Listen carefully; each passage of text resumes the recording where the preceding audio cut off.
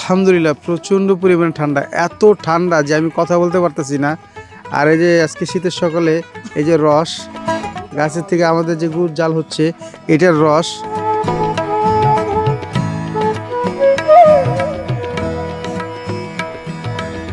আসলে এই প্রচুর পরিমাণে কষ্ট যারা কাজ করে।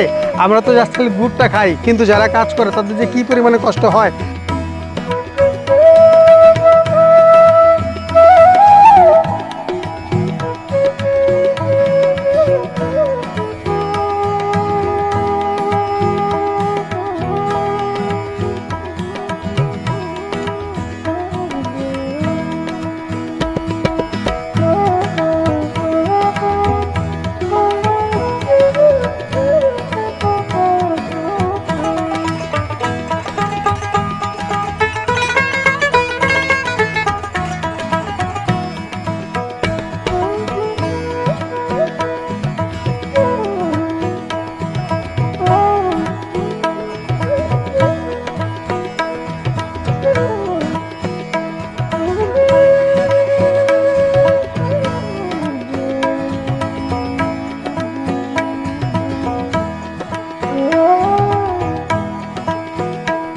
তো আমরা তো নিয়মিত গুড় খাই, তো গুড় তো আসলে আমরা সহজেই খাই, কিন্তু এর পিছনে যে কি পরিমাণ পরিশ্রম আর কি পরিমাণ কষ্ট, আসলে এটা যদি আমরা প্র্যাকটিক্যালে না দেখি তাহলে আমরা বুঝতে পারবো না।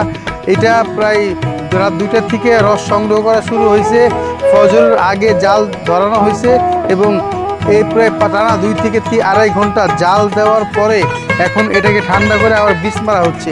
এরপরে তৈরি হবে আমাদের পাটালি গুড়।